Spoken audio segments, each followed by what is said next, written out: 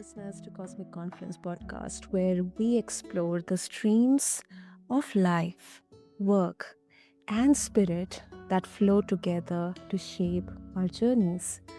I'm your host Sana, as always, and listeners, today we are going to dive into a very beautiful idea, the idea of confluence we cross in business. Now, business is never just business. It's the merging of choices, identities, relationships, and sometimes even our wounds. It's the place where our personal histories and professional visions meet. And we are often asked to navigate those intersections with courage and clarity. And listeners, joining me is a woman who knows this intimately. She's a wife, a mama to young homeschooled daughter, and companion to a sweet pup. And her path has been far, far away from linear, spanning restaurants, psychic bookshops, floristry, consulting, construction, mortgages, mergers and acquisitions, teaching, and even nonprofit work for wounded veterans. That is amazing, listeners. For nearly a decade, she has been a coach helping others elevate and lighten their lives, drawing from her own struggles and triumphs. And her story reminds, especially me, that business is never separate from the soul. It's where resilience, creativity, and service converge. So let's step into this conference together and welcome our lovely, incredible guest, Samantha Kane. Samantha, welcome to the show. Hi, Sana. Thanks for having me. So elated to be here. Same here, Samantha. I'm so happy, so excited for this conversation. I mean, every time I go through the intro section, whenever we meet for a podcast, it's such an inspiration for me to know that you have performed so many roles. It's such a diverse path in there, different industries, different roles. So when you look back, Samantha, do you see those as separate streams of experience, or do you see them as one, like a river that was always guiding you toward coaching? Ooh, I like the way you worded that. um, I do kind of see it more like a river because I see it as each one was a stepping stone to my personal growth and to my own experience, just living life. Especially as you go through the motions and the days pass and you get to know yourself a little better, each Mhm. job is like a mirror to yourself. And the mirror can look so many different ways, of course, depending on who you are in each role. But Mhm. for me, it always reflected back.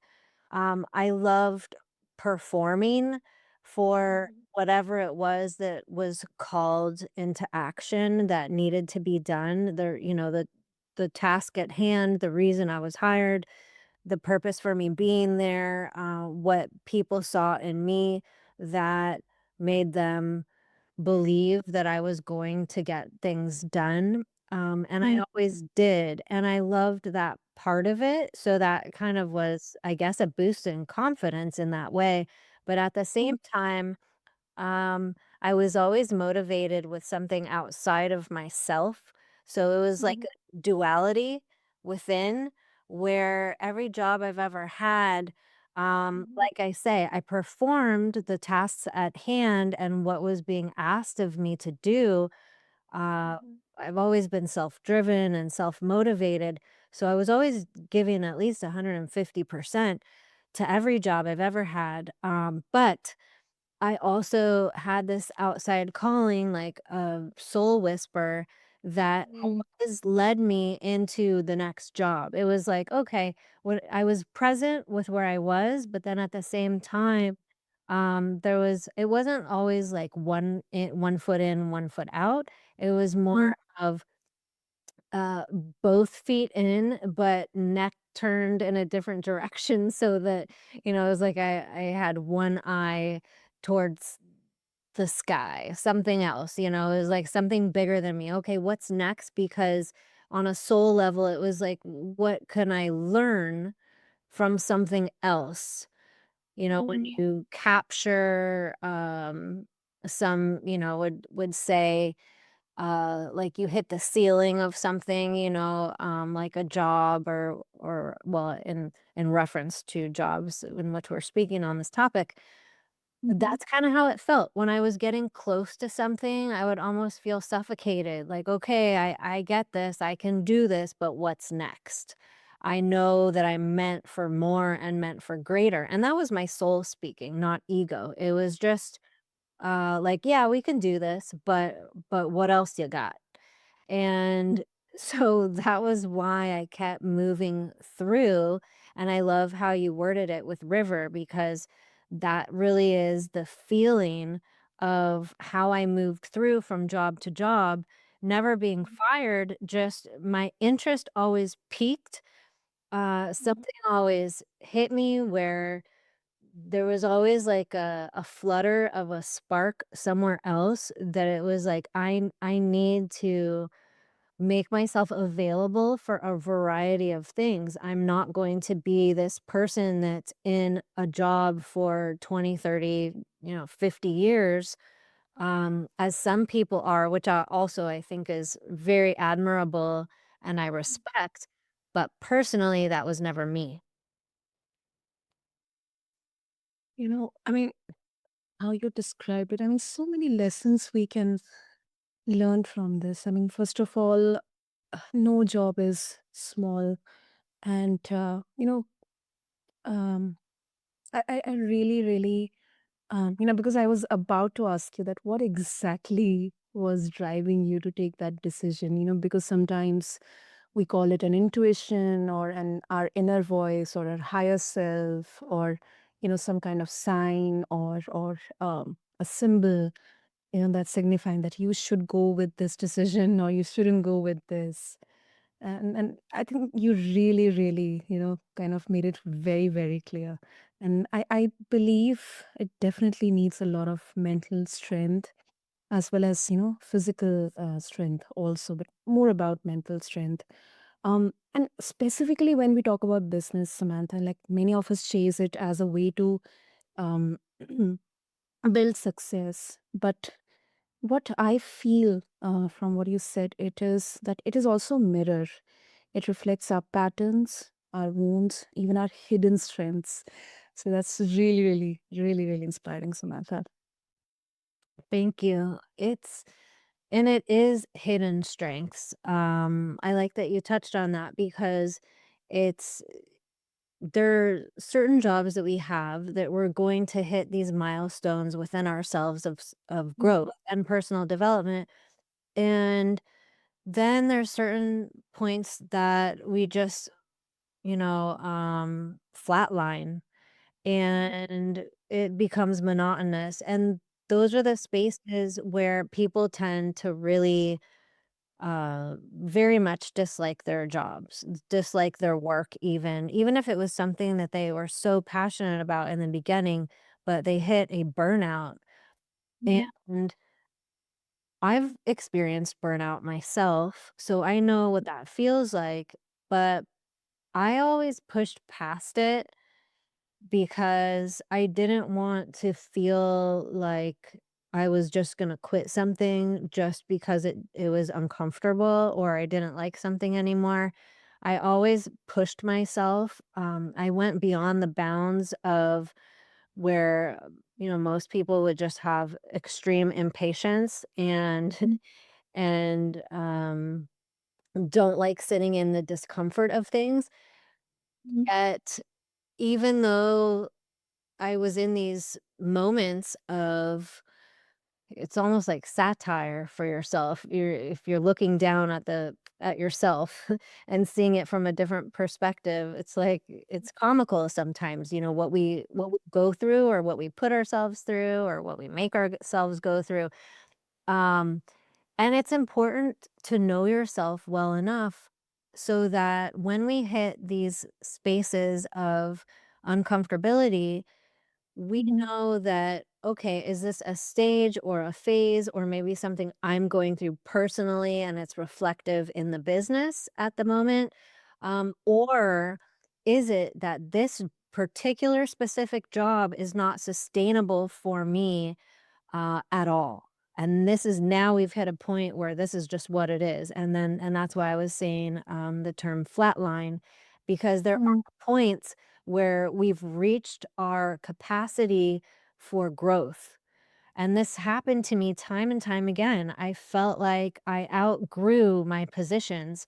And sometimes I was offered a different position, and Mhm. sometimes they were lateral moves where I felt like I was just sidestepping into something different, but it was more of the same. And so within all this, in the structure of business development, it's really you got to get to know who you're being in these positions, because it's like a fine balance between you don't want to be a people pleaser, getting the job done, but overexerting yourself in a way that is extremely unhealthy for you and creates or sustains poor habits for your health and well being.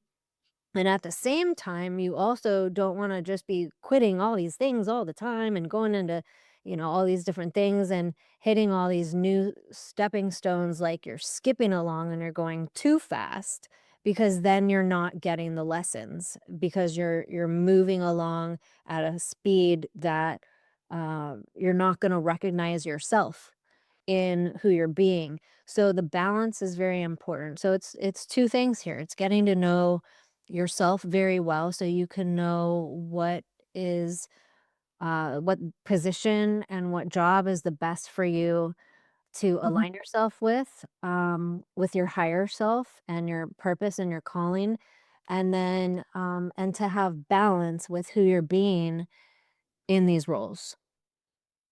That is very, very rightly put, Samantha. Very rightly put.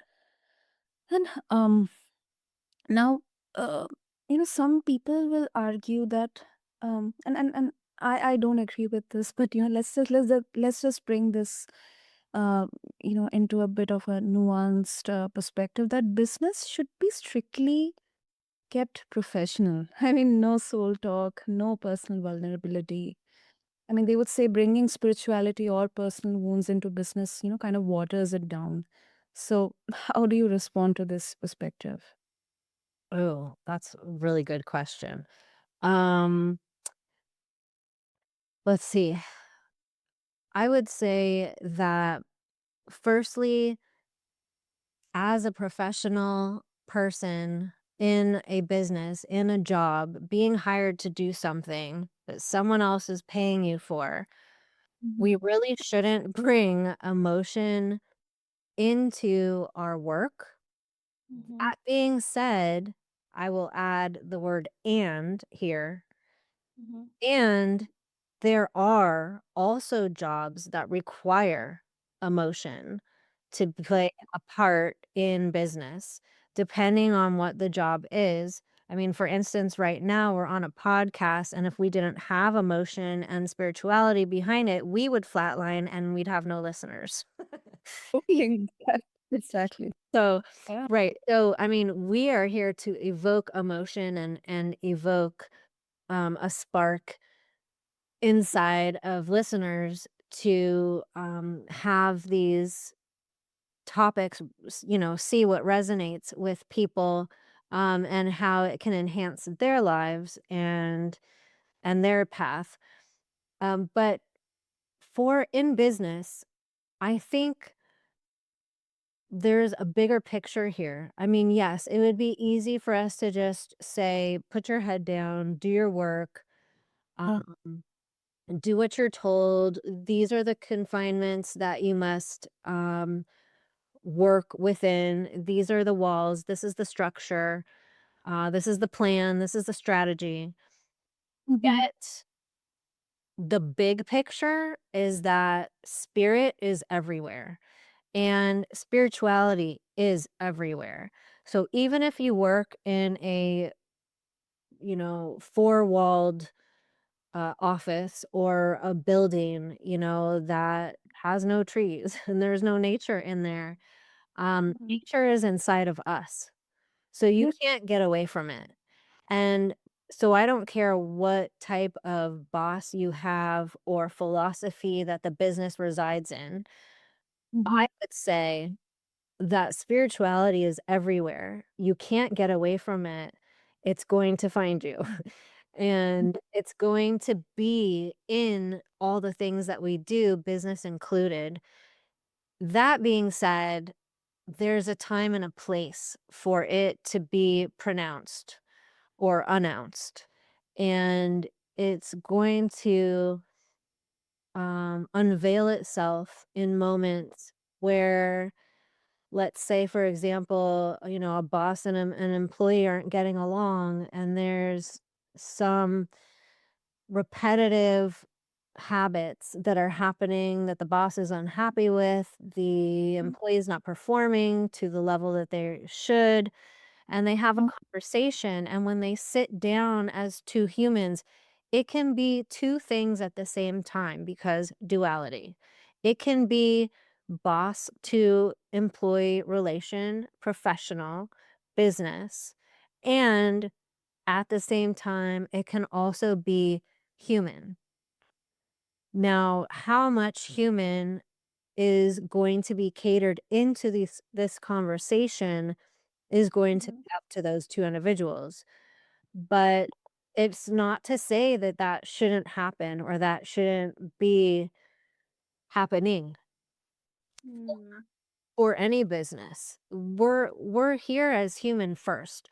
Part of what we do to make money to survive the bills we need to pay and put roofs over our heads, and clothes on our backs are, yes, of course, to make money and have a job so that we can make the money to get all the things and do all the stuff. But the real nitty-gritty and the thing that matters most is who we are inside. And if we're not aligned in that, we're not going to be our best selves. So it really all goes hand in hand. And I know that anybody listening could have a variance in opinion, um, but personally, I think that there's no way around it. Spirituality definitely plays some part. And if you want to argue that it should have a smaller part than a bigger part, I'm fine with that. But you can't close the door because it's here and it's ever present and it always will be from beyond what we know. Wow. And then one point that you mentioned in the beginning, especially when we are working for someone else and the corporate setup or job setup. Um, I mean, before getting into podcasting, I have gone through phases where I almost worked for around 14 to 15 hours every day. This was, especially during the COVID, and it was like, madness. Definitely I suffered burnout, but then at the same time, Samantha, it really, I was really happy to put my energy into it because it felt very aligned with me. And I was aware that, sometimes personally you'll encounter so many difficult situations, but then this job or this work is something that really fulfills my soul. So I should have that mindfulness to approach it, from a point where um I kind of don't hamper it. I mean, I don't know, maybe if not everyone will agree with me, but this is what I feel. And secondly, after getting laid off from that job and after so many years after, this is the first time I'm actually feeling like I'm really soulfully aligned with this. I mean, I have done podcasts where my throat was completely broken, and I mean, sometimes even personally, there were some issues with my family, so I had to, my mind was kind of in both the places at the same time. But then, um, because I'm internally aligned with this, so I don't know. I don't feel the worst of navigating through those situations. Oh, thank you for sharing. That's big time. It's it's really hard because, we want to do our best, and especially if we are strong, driven worker bees like you and I are, you want to, it's not impress, that's not the word, but you just want to do a good job. And and I think it sounds like you and I are both the same as far as we go beyond, the level of expectation. And when I was mentioning, I used to do like 150%. And there was also, as you were saying this, I was reminding myself of the time that I worked 70 plus hours a week with two Mhm. jobs. And this was before having a child and well before the pandemic. But um, we do have moments of burnout and pushing ourselves so much. There is a point of contention. There's a point where we reach that it can be no more. It's your when your spirit is dulled and your soul is crying. It's not even a soul whisper or a soul shouting. It's like a soul crying. And Mhm. a lot of people don't really tap in to that. They just go, I'm tired. And they really get used to this monotonous drone existence. And um, in fact, I wrote an email to my subscribers just yesterday how I was just saying that people think that mediocrity is okay. And, to me, that's like it's just you're hitting this point where you're pushing yourself so hard for Mhm. what? You know? And especially if it's something that you're not aligned with. In my experience, I was aligned with one job and I was not aligned with the other. One job was to pay my bills and was, consistent, and I could count on them and they could count on me. The other Mhm. job was my passion, and that was teaching. But Well, the teaching at the time, I just didn't have enough hours and it just wasn't full time. So I was doing it as much as I could, but then I had to pay the bills, so I had to have the other job. So sometimes we do what we have to get through and to get the experience and to feel the feeling of what it's like to be in the thing that we love, even when it costs us part of our soul. But at what price for how long is the question, and how much damage are we doing to ourselves? How much is that going to parlay into our future and, snowball into our health and well-being?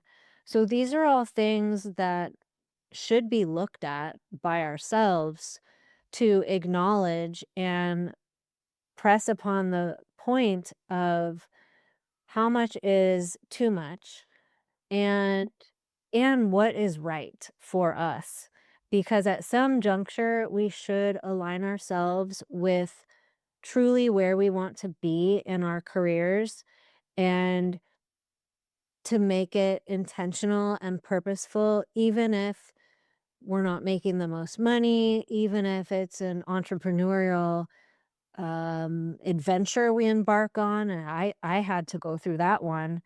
I didn't have anyone holding my hand in that at all. I still don't. It's hard to jump ship and do something different, but when your intuition says jump, then you Mhm. should do it. Yep. Beautiful. Beautiful. So now, in the interest of times, if our listeners they would like to, I'm very sure they would definitely love to connect with you further. So, what would be the easiest way? Yes, thank you. So I have a website, rootswingswellness.com, rootswingswellness.com. I have a free guide on there for 5 powerful well-being tips. instant download. And I'm also on Instagram at Roots Wings Wellness.